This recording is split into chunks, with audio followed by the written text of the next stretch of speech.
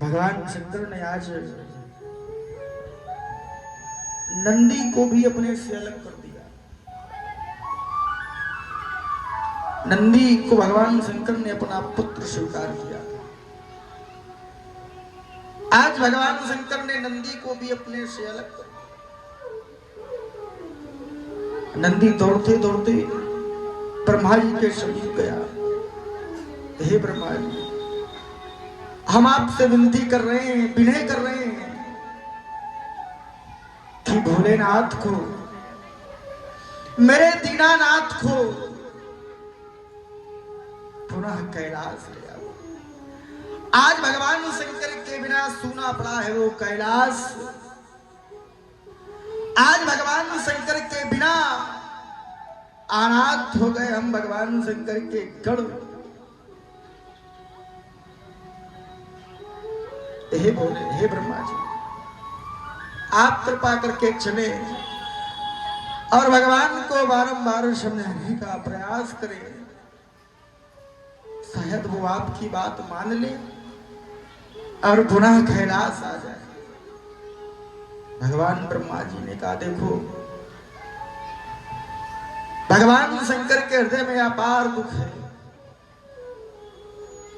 और भगवान शंकर वर्तमान में शायद किसी की बात ना माने। नंदी जाओ, कुछ दिनों के बाद हो सकता है भगवान शंकर शांत हो जाए और फिर कैलाश लौटा। नंदी वहां से चला आया। फिर कुछ दिनों के बाद ब्रह्मा जी के पास पहुंचा। ब्रह्मा जी, अभी भी भोलेनाथ कैलाश नहीं आए, कृपा करके आप कुछ निदान करें। भगवान ब्रह्मा जी भोलेनाथ के समक्ष पहुंचे और जिस समय ब्रह्मा जी ने भगवान शंकर की ये दशा देखी तो स्वयं ब्रह्मा जी भी रोने लगे।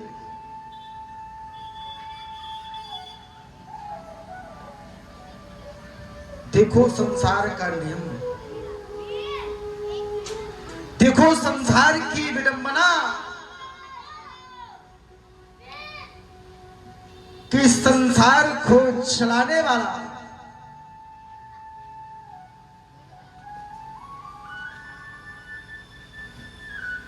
जिसके क्रोध से ये संसार नष्ट हो सकता है, जो चाहे तो एक क्षण में इस संसार के मूल तक को समाप्त कर दे,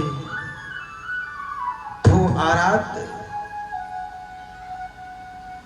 भगवान शंकर की ऐसी दशा।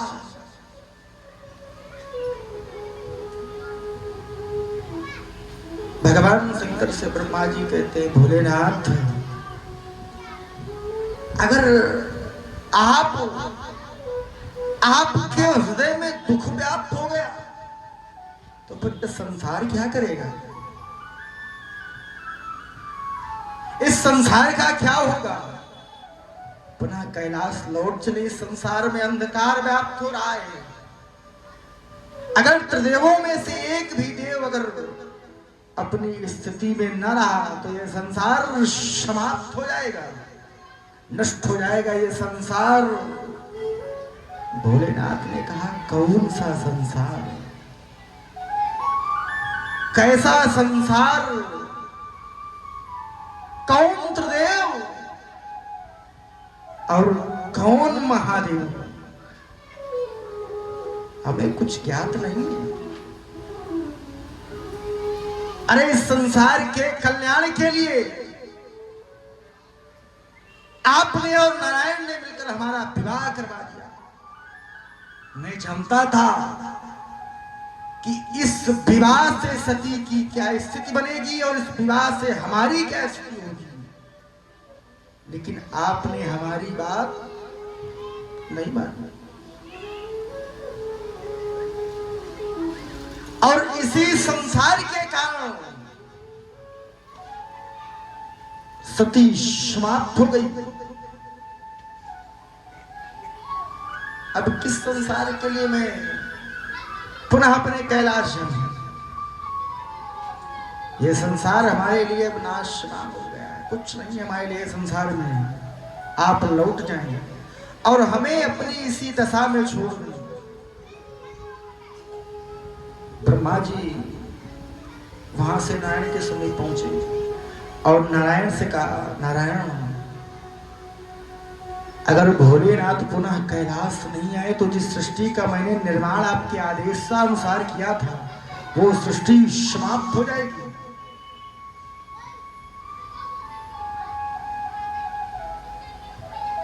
इसलिए आप ही कुछ करें, क्योंकि भगवान शंकर तो आपको अपना आराध्य मानते हैं। शायद आपके समझाने पर भगवान शंकर आ जाएं।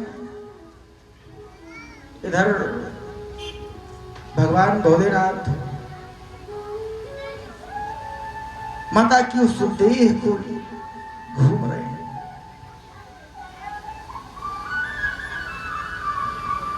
यहां तक कि वो यह भूल गए कि मैं त्रिदेव हूं, शिव हूं।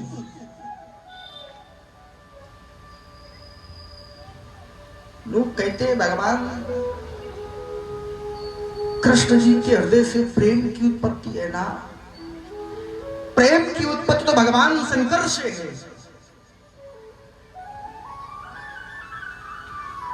प्रेम की उत्पत्ति भगवान भोलेनाथ से है। प्रेम की उत्पत्ति भगवान कृष्ण से नहीं है।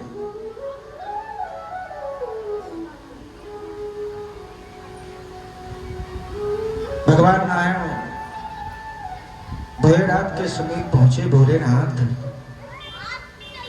आप तो जानते हैं कि ये संसार नाशवान है और आप ये भी जानते हैं कि सती की एक न एक दिन ये दशा अवश्य होगी।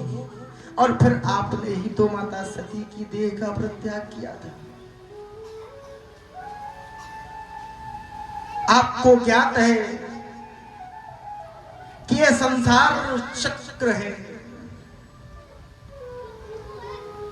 कि कभी रुकने वाला नहीं है। देवी सती का जीवन यही तक था। इसलिए हम चाहते हैं कि इस देह का अंतिम संस्कार किया जाए। भगवान शंकर ने नारायण की किसी भी बात को सुना नहीं, अनसुना कर दिया और आगे चल देते। भगवान नारायण समझ गए देखो ऐसे कोई कार्य होने वाला। भगवान शंकर किसी की बात नहीं सुन सकते।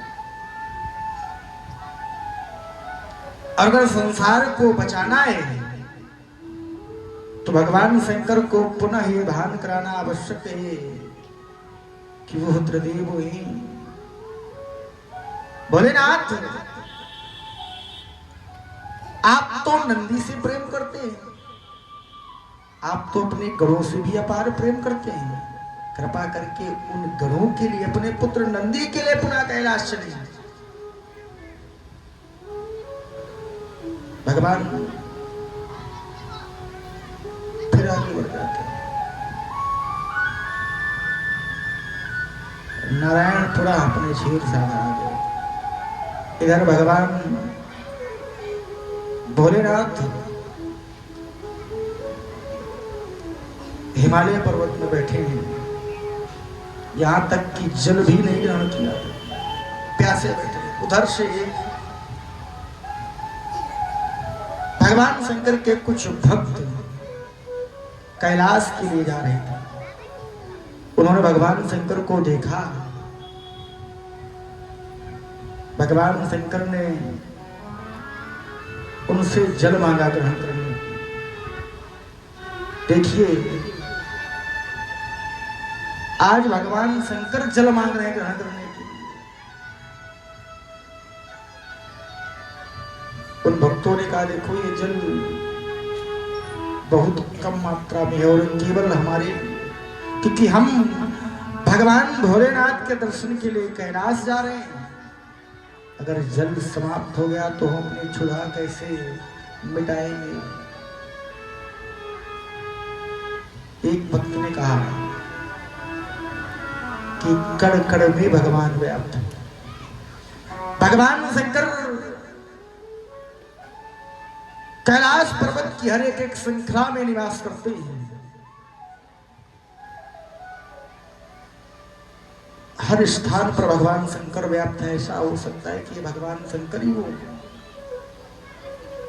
उसने भगवान शंकर को जल ग्रहण कराया।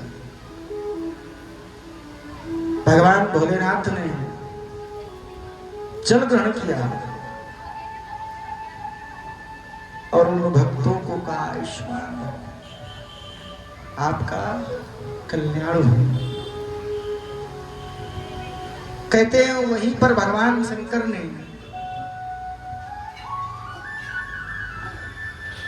एक नदी को प्रकट किया था। प्रायः लोग कहते हैं मानसरोवर को प्रकट किया गया था भगवान शंकर के द्वारा, और कोई कोई कहता है एक नदी प्रकट की गई थी, लेकिन मानसरोवर के प्रमाण ज्यादा मिलते हैं। मानसरोवर एक ऐसा सरोवर है, देखिए आपने सुना होगा कि सरोवर से, नदियों से सरोवर का निर्माण होता है, नदियों से सरोवर में जल भरा जाता है, लेकिन मानसरोवर एक ऐसा सरोवर है जिससे नदियों का जन्म है। नदियों का जन्म मानसरोवर से है। अब वो भक्तजन वहां से चले गए और भगवान शंकर पुनः माता की देह को अपने हृदय से लगा लेते और पुनः आगे बढ़ जाते। भगवान शंकर रोदन कर रहे हैं, उनके नेत्रों से अश्रु की धारा बह रही है और वह धारा मृत्युलोक में जैसे गिरी वो अश्रु की बूंदें, तो उन बूंदों से रुद्राक्ष का जन्म हुआ। रुद्र अक्ष, अक्ष माने अश्रु, रुद्र माने भगवान शंकर। भगवान शंकर के उन अश्रुओं से रुद्राक्ष का निर्माण हुआ, जिन्हें हम और आप धारण करते हैं।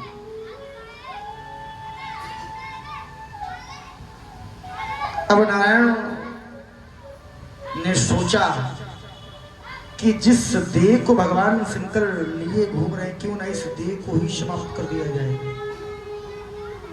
जिससे उनके हृदय का दुख समाप्त हो जाए। भगवान नारायण पुनः भगवान शंकर के समीप गए और अपने सुदर्शन चक्र के माध्यम से माता के उस देह के पावन टुकड़े कर देते। जैसे ही वह देह भगवान शंकर के हाथों से छूटती है, भगवान शंकर नारायण की ओर देखते, नारायण दक्ष ने सती के प्राण छीने थे और तुमने जिस देह के कारण, जिस देह से या जिस देह को मैं लेकर इस संसार में घूम रहा था, तुमने उस देह तक को नष्ट कर दिया। भगवान शंकर से नारायण कहते, भोलेनाथ अगर देवी सती का उद्धार नहीं हुआ तो पुनः इनका जन्म नहीं हो सकता। आप तो जानते ही कि सती कोई और नहीं, साक्षात माता आदि शक्ति है और मैया आदि शक्ति की ये लीला थी, उन्होंने तो लीला की है। भगवान शंकर, अब भगवान शंकर को ज्ञात हो कि मैं शिव हूं। भगवान नारायण ने कहा कि पुनः देवी सती का जन्म होगा और पुनः उनका विवाह आपके साथ में होगा। भगवान भोलेनाथ ने जो माता के 52 टुकड़े हुए थे, उन 52 टुकड़ों को 52 शक्तिपीठों में परिवर्तित कर दिया। बोलिए 52 शक्तिपीठों की जय हो। और काल भैरव का आवाहन किया, काल भैरव को आदेश दिया कि देवी सती के मैंने 52 शक्तिपीठों की स्थापना की है। हम तुम्हें आदेश देते हैं कि इन 52 शक्तिपीठों की निरंतर तुम रक्षा करोगे। तब से पावन शक्तिपीठों की रक्षा के लिए काल भैरव पावनों शक्तिपीठों में उपस्थित रहते हैं। और धन्य है आपका कानपुर महानगर। जब कानपुर से हमीरपुर की तरफ चलेंगे तो घाटमपुर में एक शक्तिपीठ है जिन्हें हम और आप कुष्मांडा देवी के नाम से जानते हैं। बोले कुष्मांडा मैया की हो, बोले श्री शंकर भगवान की हो, बोले श्री शिव महापुराण की हो। और भगवान शंकर वहां से पुनः तपस्या के लिए चले जाते हैं, तपस्या में लीन हो जाते हैं। इधर दक्ष की 60 कन्याएं थी, मैंने बताया था। उन 60 कन्याओं में एक का नाम था स्वधा। स्वधा का विवाह, जिन्हें हम पितृ देवता कहते हैं, पितरों के साथ में किया गया था। और स्वधा के 3 पुत्री थी, मेना, धन्या और कलावती। कलावती, ये तीनों कन्याएं इतनी दिव्य थी कि ये अपने तपोबल के माध्यम से जब चाहे तब क्षीर सागर जा सकती भगवान नारायण के पास। इनमें इतनी शक्तियां थी। एक बार नारायण के समीप ये तीनों कन्याएं बैठी थी। अब वहां भगवान ब्रह्मा के जो मानस पुत्र हैं, शनकादि ऋषि, वहां पहुंचे चारों। अब जैसे ही चारों पहुंचे तो वो 3 कन्याएं जो भगवान के साथ बैठी थी, वो उनको देखकर खड़ी नहीं हुई। अब इन ऋषियों को क्रोध आ गया कि तुमने मानव वृत्ति का पालन किया है, जैसा मृत्युलोक में मानव करते हैं। तुमने हमारा सम्मान नहीं किया। जाओ, हम तुम्हें श्राप देते हैं, तुम्हारा विवाह मृत्युलोक में मानवों के साथ में ही होगा। उन 3 कन्याओं ने हाथ जोड़ लिया कि हे ऋषियों, हमसे अपराध हुआ और इस अपराध के लिए हम क्षमा मांगते हैं। अगर हमारा विवाह मृत्युलोक में मानवों के साथ में हुआ तो फिर हमारी ये शक्ति क्षीण हो जाएगी, हमें क्षमा कर दिया। ऋषियों ने क्षमा कर दिया। मैंने पहले ही कहा था कि संतों का हृदय, जैसा हृदय भगवान शंकर का वैसा ही संतों का हृदय। और मानस में क्या कहा गया है? संत हृदय नवनीत समान। क्षमा कर दिया। हमने जो तुम्हें श्राप दिया है वो श्राप तो लौट नहीं सकता, लेकिन जाओ, हम तुम्हें वरदान देते हैं कि तुम्हारे गर्भ से साक्षात देवियां जन्म लेंगी, अर्थात लक्ष्मी जी और माता आदिशक्ति। आमीन। भगवान का थोड़ा संकीर्तन इसके उपरांत।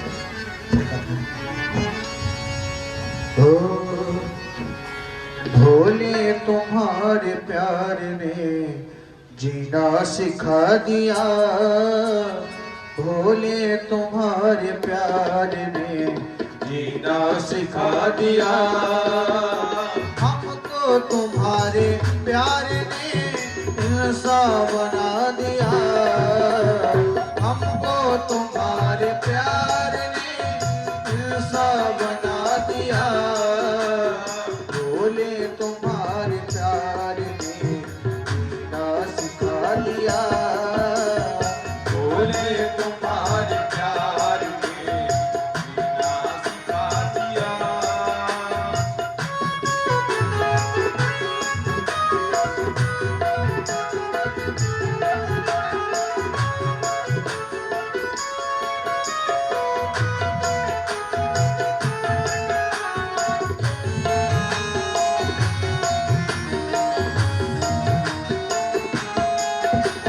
बहते हैं जलवे आपके नजरों में हर घड़ी, बहते हैं जलवे नजरों में हर घड़ी। मस्ती का जाम आपने ऐसा पिला दिया, मस्ती का जाम आपने ऐसा पिला दिया। बोले बोले तुम्हारे प्यार ने ऐसा बना दिया, बोले तुम्हारे प्यार ने ऐसा बना दिया।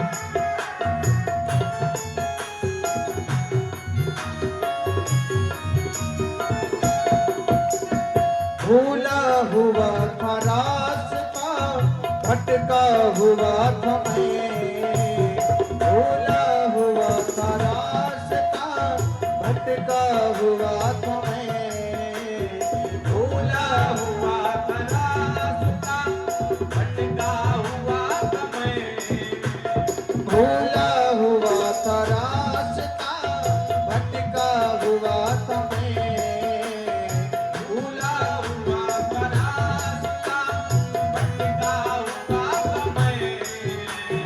किस्मत ने मुझको आपके, किस्मत ने मुझको आपके काबिल बना दिया, किस्मत ने मुझको आपके काबिल बना दिया। भोले तुम्हारी प्यार ने जीना सिखा दिया, भोले तुम्हारे प्यार ने जीना सिखा दिया। बाबा तुम्हारे प्यार ने जीना सिखा दिया, बाबा तुम्हारे प्यार ने जीना सिखा दिया। हमको तुम्हारे प्यार ने, हमको तुम्हारे प्यार ने सब बना दिया, हमको तुम्हारे प्यार ने सब बना दिया।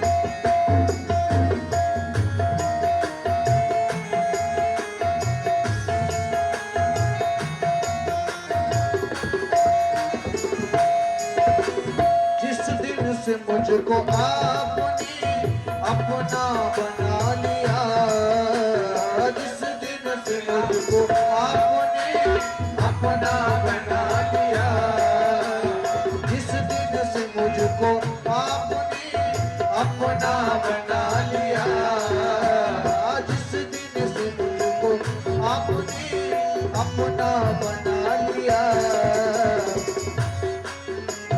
दोनों जहां के दास ने, दोनों जहां को दास ने अब से भुला दिया, दोनों जहां को दास ने अब से भुला दिया। जिसने किसी की आज तक सजदा नहीं किया, जिसने किसी को आज तक सजदा नहीं किया, वो वो सर भी आज तेरे दर पर, वो सर भी आज तेरे दर पर मैं झुका दिया। वो सर भी आज तेरे दर पर मैं झुका दिया। बोले तुम्हारे प्यार ने जीना सिखा दिया। बोले तुम्हारे प्यार ने जीना सिखा दिया। ओ बाबा तुम्हारे प्यार ने जीना सिखा दिया। बाबा तुम्हारे प्यार ने जीना सिखा दिया। हमको हमको हमको तुम्हारे प्यार ने सा बना दिया। हमको तुम्हारे प्यार ने सा बना दिया। हमको तुम्हारे प्यार ने सा बना दिया। बोले तुम्हारे प्यार ने जीना सिखा दिया। बोले तुम्हारे प्यार ने जीना सिखा दिया। हमको तुम्हारे प्यार ने, हमको तुम्हारे प्यार ने जीना सिखा दिया। हमको तुम्हारे प्यार ने जीना सिखा दिया। हमको तुम्हारे प्यार ने जीना सिखा दिया। बोलिए शंकर भगवान की जय। बोले श्री शिव महापुराण की जय हो। देखिए प्राय लोग अब सामने वाले व्यक्ति का सम्मान करने में उन्हें बड़ा कष्ट होता है लोगों को। ऐसा नहीं है, अपने से श्रेष्ठ व्यक्ति का सदैव सम्मान करना चाहिए। और जब हम किसी के पैर छूते हैं या उसका सम्मान करते हैं, उससे हमें 4 चीजों की प्राप्ति होती है। कौन कौन सी? अभिवादन शीलस्य नित्यं वृद्धो वशिनः चत्वारि तस्वर्धन्ते आयुर् विद्या यशो बलम। प्रणाम करने से 4 चीजों की प्राप्ति होती है, आयु, विद्या, यश और बल। जैसे आपने किसी को प्रणाम कर लिया और उसने आपको आशीर्वाद ना दिया हो, अगर उसने आपको आशीर्वाद नहीं दिया फिर भी आपको इन 4 चीजों की प्राप्ति हो जाएगी। इसलिए देखा होगा प्राय जो बड़े बड़े संत महात्मा होते हैं पैर बहुत कम छुआते हैं।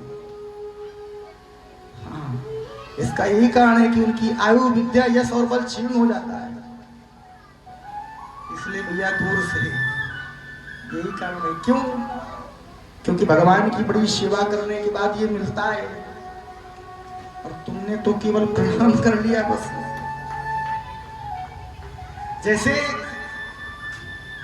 हमारे गुरुदेव भगवान कहा करते हैं,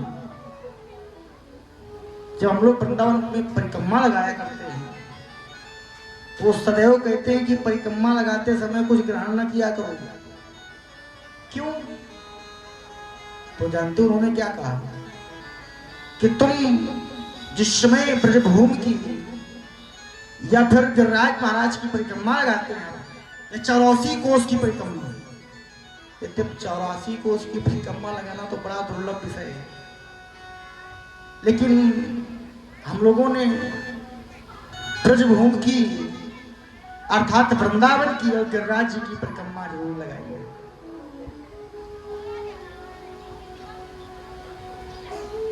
तो परिक्रमा लगाते समय कुछ ग्रहण क्यों नहीं करना चाहिए?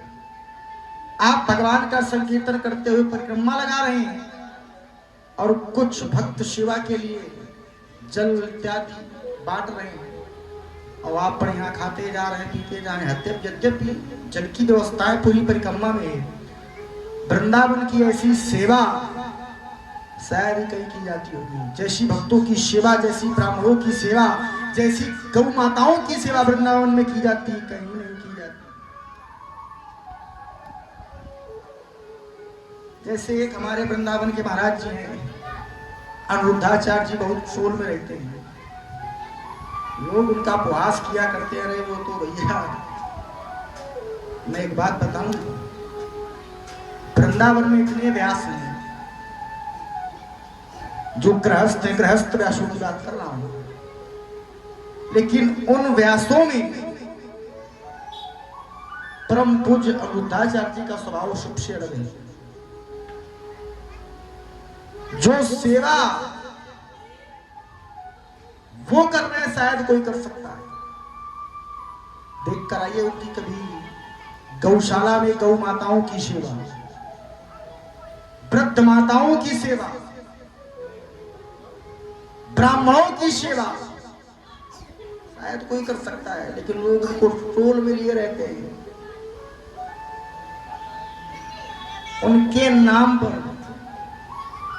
वृंदावन की एक भी कोई भी ट्रस्ट उनके नाम पर नहीं है, कुछ भी उनके नाम पर वहां नहीं है। और हमें लग रहा है कम से कम वृंदावन में परिक्रमा मार्ग में जैसे अटल्ला चुंगी चौक क्रॉस करेंगे तो 200 मीटर तक दोनों तरफ की भूमि गौशाला ट्रस्ट की है, इनकी ट्रस्ट की भूमि है वो।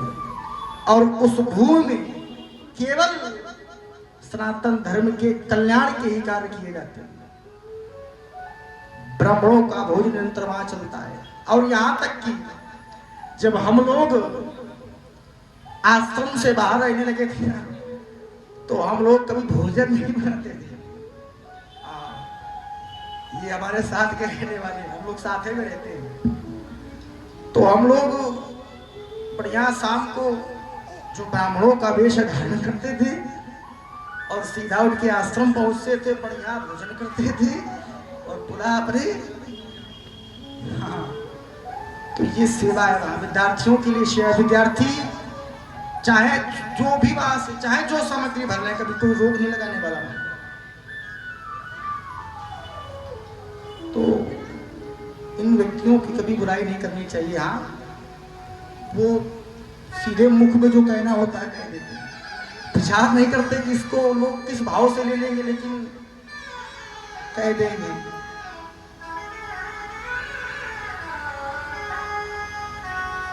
तो परिक्रमा लगाते समय या कोई भी सेवा करते समय दूसरों की सेवा नहीं लेनी चाहिए। क्यों? अगर आपने कुछ उनसे ग्रहण कर लिया तो आपके आधे पुण्य कर्म उन्हें तुरंत मिल जाएंगे, इसलिए नहीं करना चाहिए। हाँ, अगर करो भी, अगर भैया भूख लगी है, अब आपको प्यास लगी है, तो बोले महाराज जी कह रहे थे कुछ ना खाओ चाहे भूखे मर जाओ, ऐसा भी नहीं। अगर कुछ ग्रहण करो तो फिर कुछ दान करो। अब लोग एक हाथ से धन अर्जित करना जानते हैं, एक हाथ से खर्च करना नहीं जानते। देखिए, दान करना चाहिए, खास करके ब्राह्मणों को जरूर करना चाहिए। क्यों? क्योंकि ब्राह्मणों का काम ही है दान लेना और दान देना, यज्ञ करना और यज्ञ कराना, शिक्षा धन करना और अध्ययन कराना। लेकिन महाराज मुंडी मारकर बैठ जाते हैं, जो कमाया वो राम राम राम। तो ऐसा नहीं करना चाहिए। जैसे किसी भंडारे में आप कभी जाएं तो ऐसा नहीं कि भंडारे का प्रसाद ग्रहण न करें, लेकिन उस भंडारे में अपना सहयोग भी प्रदान करें, तब उस भंडारे को ग्रहण करें। तो इन बातों का विशेष ध्यान रखना चाहिए।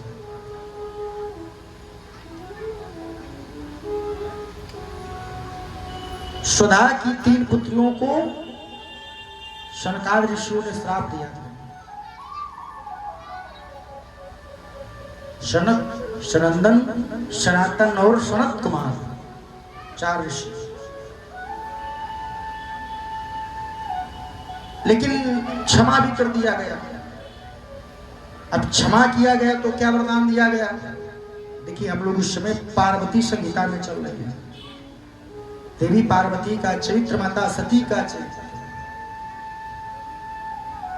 तो जो मेना थी उसे वरदान दिया गया, मेनयास्तनया देवी पार्वती जगदम्बिका भविष्यति प्रिया स्तंभोस्तपा कृत्वा सुदोषम्।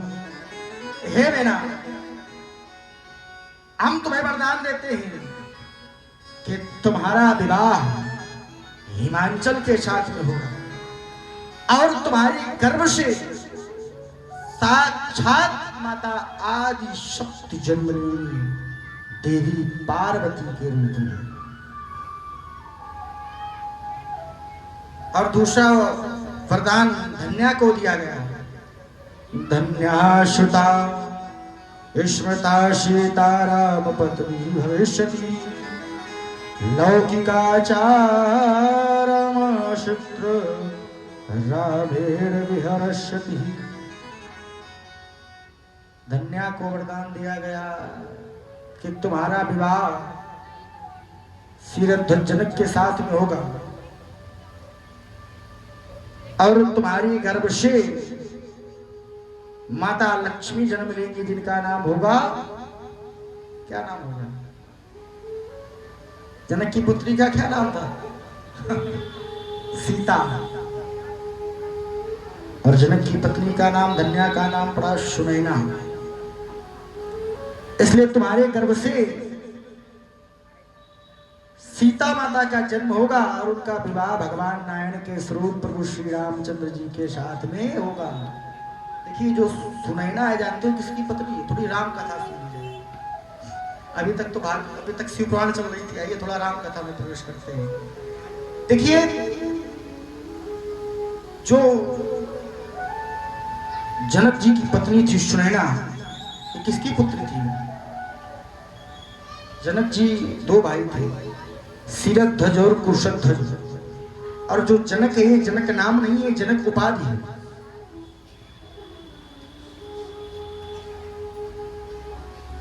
जो सुनैना जी थी वो पुत्री है शेषनाग की, सुनैना और सुलोचना। सुनैना का विवाह हुआ जनक जी के साथ में। एक वृत्तांत आप लोगों ने सुना होगा या पढ़ा होगा कि एक बार जनक जी ने एक स्वयंवर का आयोजन किया था सीता जी के विवाह के लिए, और उस स्वयंवर के 11 माह 29 दिन व्यतीत हो गए थे। अंतिम दिवस था और अंतिम दिवस में भी भगवान शंकर के धनुष को कोई तोड़ नहीं पाया। तो उन्होंने वीरों का अपमान करना प्रारंभ कर दिया। तब लक्ष्मण जी ने जनक जी को समझाया, और लक्ष्मण जी ने समझाया नहीं, क्रोध में कहा। अब जब लक्ष्मण जी ने क्रोध में जनक जी को बहुत डांटा, तो फिर राम जी ने सोचा भैया भी ज्यादा हो गया। तो जानते हो राम जी ने क्या किया था? सये नहीं रघुपति लखन निवारे, प्रेम समेत निकट बैठारे। सही नहीं रघुपति। प्राय आप लोग लीलाएं देखते होंगे, राम लीलाओं का बड़ा प्रचलन इस समय है। लीला में देखते हैं कि लक्ष्मण जी के क्रोध को सुनकर राम जी खड़े हो जाते हैं, समझाते हैं, शांत करते हैं, गाते बजाते हैं। ऐसा कहीं कुछ नहीं है। सही नहीं रघुपति, भगवान ने नेत्रों से केवल लक्ष्मण जी को समझा दिया। क्या कर रहे हो भाई? हमारे ससुर जी हैं, इनका अपमान कर रहे हैं आप, और सीधे जनक कह रहे हो। अरे जनक जी कह देते, सीधे जनक। अब देखिए राम जो लक्ष्मण जी की मन की बातें हैं। लक्ष्मण जी ने कहा कि देखो ये आपके ससुर बनने वाले हैं, परंतु हम इनके पहले से ही ससुर हैं। हम आपके ससुर को नहीं, अपने दामाद को समझा रहे हैं। लेकिन भगवान ने जैसे समझाया, लक्ष्मण जी शांत होकर बैठ जाते। केवल इशारे में राम जी ने केवल नेत्रों का इशारा किया और लक्ष्मण जी समझ गए तो चुपचाप बैठ गए। आज अपने बड़े भाई चाहे जितना कहते रहे, हम लोग सुनने वाले नहीं। हाँ, लेकिन उस समय देखिए केवल नैनों का इशारा किया।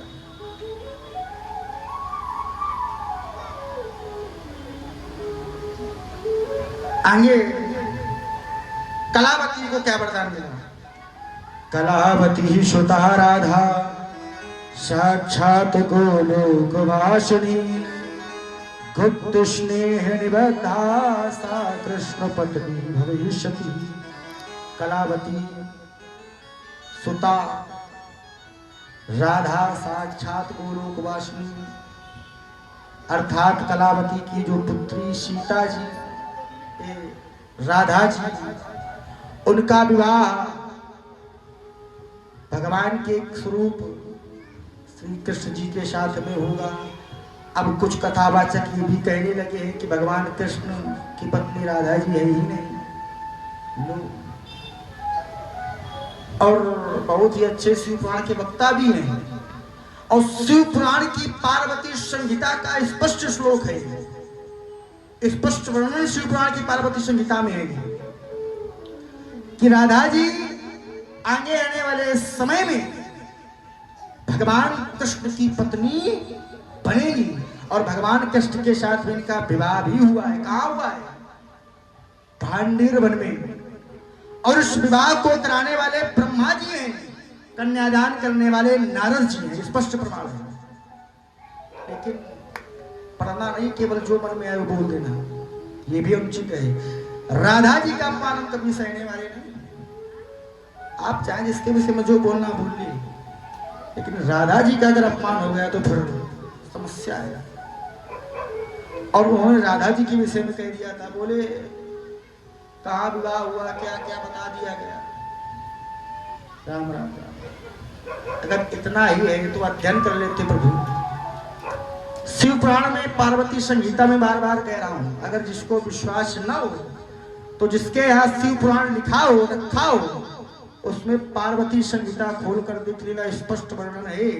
कलावती सुता राधा साक्षात गोलोकवासिनी गुप्त स्नेह निबद्धा सा कृष्ण पत्नी भविष्यति। राधा जी तो कृष्ण जी के हृदय में निवास करती है। कभी वृंदावन में बिहारी जी, राधा रमण जी, राधा वल्लभ जी, राधा माधव जी, स्नेह बिहारी जी के आप मंदिर में गए होंगे तो कभी आपने राधा जी की प्रतिमा वहां नहीं देखी होगी। देखी है क्या? इसका कारण है कि राधा जी और कृष्ण जी अलग नहीं है, वो एक हैं। और हमारे बिहारी जी के हृदय में ही राधा जी वास करती है। बोले बाके बिहारी लाल की जय, राधा रानी सरकार की जय हो। राधा जी तो वो है कि जिस समय वृंदावन का परित्याग ठाकुर जी ने किया था, उस दिन से आज तक संपूर्ण ब्रजधाम को, संपूर्ण वृंदावन को एक माला में पिरोने का कार्य राधा जी ने किया था। आप लोग जाते होंगे वृंदावन तो सुनते होंगे, वहां ये नहीं कहता कोई कि जय श्री कृष्ण, सब यही कहते हैं राधे राधे। क्यों? क्योंकि अगर राधा जी का नाम ले लिया तो श्याम जी का भी नाम, क्योंकि अगर आप एक को बुलाएंगे तो एक नहीं आएंगे, दोनों साथ में आएंगे। दोनों एक हैं, एक दूसरे से बड़े और छोटे नहीं हैं, एक हैं। दो तन परंतु एक प्राण है। तो भगवान माता का एक स्वरूप राधा के रूप में आपके यहाँ जन्म लेगा और उनका विवाह भगवान कृष्ण के साथ में होगा। एक तारकासुर नामक दैत्य था, तारकासुर। उसने ब्रह्मा जी की तपस्या की। देखिए, अब कहते भगवान के जन्म लेने का कोई हेतु होना चाहिए। माता के जन्म लेने का कोई हेतु होना चाहिए। हेतु कौन बना? तारकासुर। तारकासुर ने ब्रह्मा जी की तपस्या की, अनेकों वर्षों तक तपस्या की और ब्रह्मा जी से वरदान मांगा। ब्रह्मा जी प्रकट हुए, ब्रह्म ब्रो वरदान मांगो। उसने कहा हमें अमर कर दो। अच्छा, प्राय जितने दैत्य हुआ करते थे केवल अमर की भावना से ही तपस्या किया करते थे। ब्रह्मा जी ने कहा देखो अमरत्व का वरदान हम नहीं दे सकते क्योंकि हम स्वयं अमर नहीं है, इसलिए हम अमर का वरदान कैसे देंगे? और दूसरा कोई वरदान मांग सकते हो। कहा ठीक है, अगर आप दूसरा वरदान देना चाहते हो तो हम दूसरा ही मांग लेंगे। अच्छा, पहले के जो दैत्य थे, पहले के जो दैत्य थे, असुर आज भी है, आज भी भगवान का विरोध करने वाले और स्पष्ट रूप से ईश्वर का विरोध करते हैं, ईश्वर को नहीं मानते, बोलते संसार में कोई ईश्वर है ही नहीं, तो वो भी असुरों की ही कोटि में है।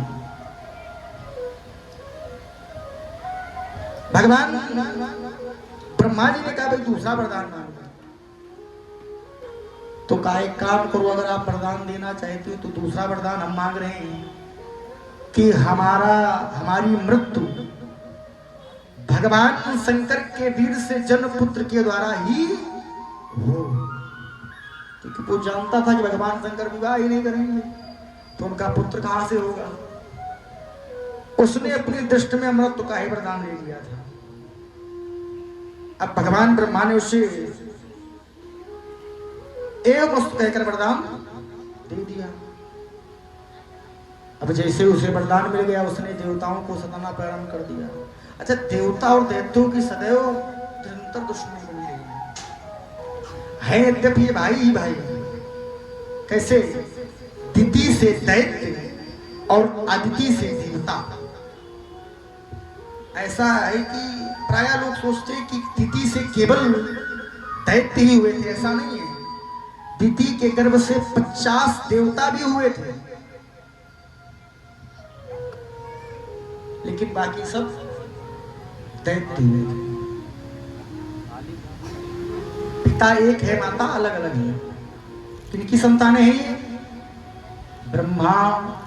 ब्रह्मा से मरीच, मरीच से कश्यप और कश्यप की संतानें हैं।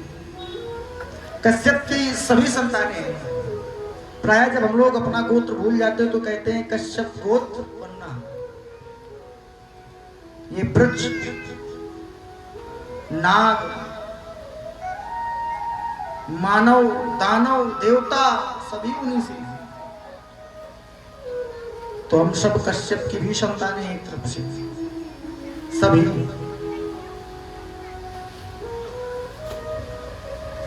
अब तारकासुर ने अपना आतंक व्याप्त कर दिया, देवताओं को देवलोक से इंद्रलोक से भगा दिया, विजय पा ली उसने।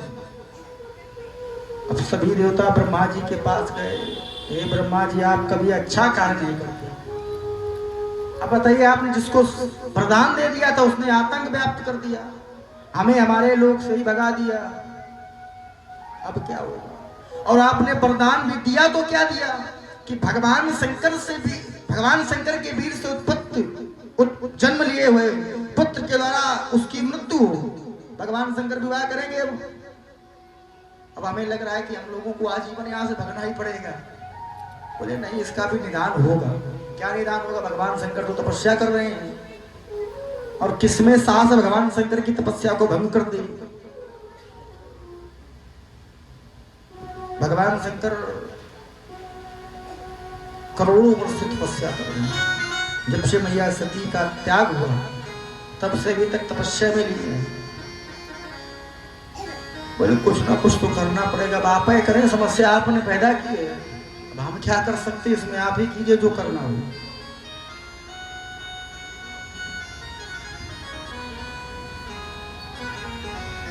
अब ब्रह्मा जी ने कामदेव को बुलाया और कामदेव को आदेश दिया, जाओ भगवान शंकर की तपस्या भंग कर दो। कामदेव ने कहा लग रहा है आपके श्राप का फलीभूत होना अब निश्चित है। बोले भगवान शंकर की तपस्या वही भंग कर सकता है, और जिसने भंग कर दी तो फिर भगवान शंकर के त्रिनेत्र का प्रभाव हो जाएगा, भस्म हो जाऊंगा मैं। बोले जितना कहा जाए उतना करूं। भैया पहुंच गया काम में, भगवान की तपस्या को भंग करने का प्रयास करने लगा। यद्यपि भोलेनाथ की तपस्या भंग नहीं कर पाया, लेकिन उसने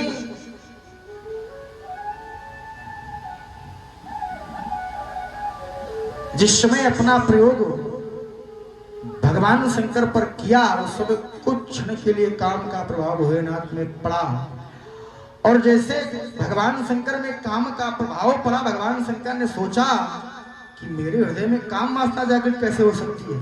तो देखा कि एक वृक्ष में काम बैठा था। भगवान शंकर ने वहीं से अपनी तीसरी नेत्र खोल दिया, और तीसरी नेत्र की ज्वाला के माध्यम से काम भस्म हो गया।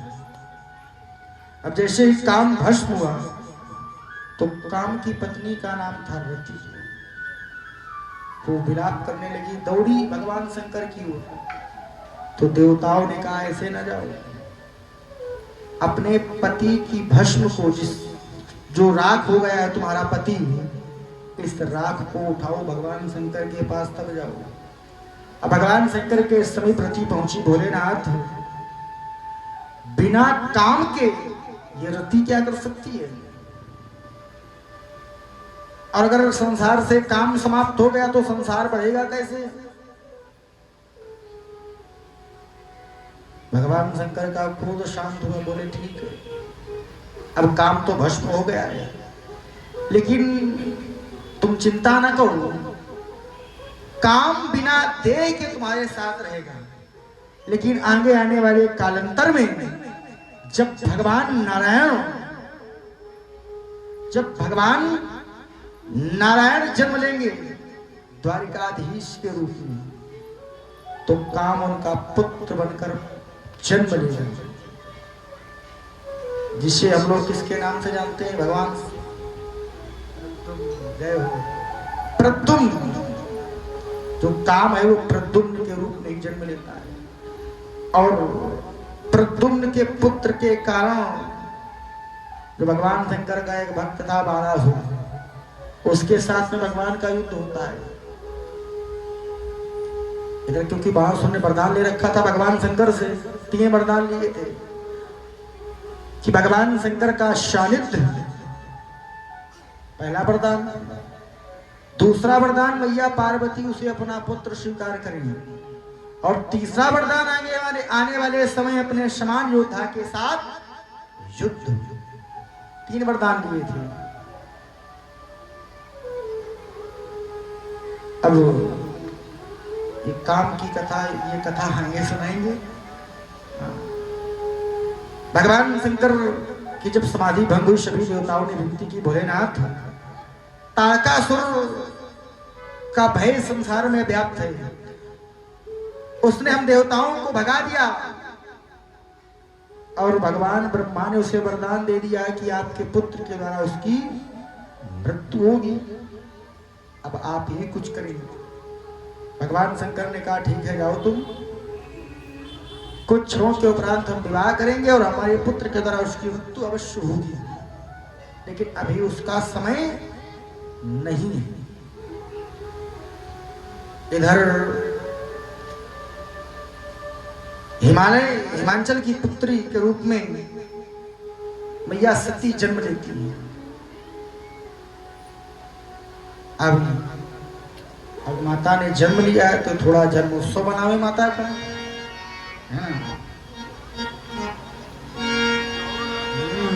लाली जन्म सुन आई, ओ मैना मैया दे दो बधाई। लाली जन्म सुन आई, गौरा जन्म सुन आई, ओ मैना मैया दे दो बधाई। गौरा जन्म सुन आई हो मैया मैया दे दो बधाई। दे दो बधाई मैया दे दो बधाई। दो बधाई मैया दे दो बधाई। दे दो बधाई मैया दे दो बधाई। दो बधाई मैया दे दो बधाई। गौरा जन्म सुन आई हो मैना मैया दे दो बधाई। गौरा जन्म सुन आई हो मैया मैया दे दो बधाई।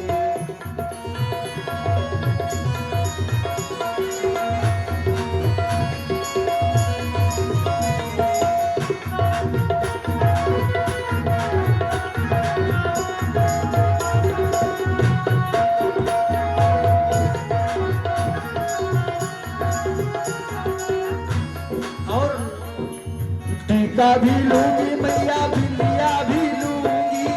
टीका भी लूंगी मैया बिंदिया भी लूंगी। टीका भी लूंगी मैया टीका भी लूंगी मैया टीका भी लूंगी। टीका भी लूंगी मैया बिंदिया भी लूंगी। टीका भी लूंगी मैया बिंदिया भी लूंगी। और रेशम की दे दो रजाई। यशोदा मैया दे दो बधाई। रेशम की दे दो रजाई ओ मैना मैया दे दो बधाई। दे दो बधाई मैया दे दो बधाई। दे दो बधाई मैया दे दो बधाई। दे दो बधाई मैया दे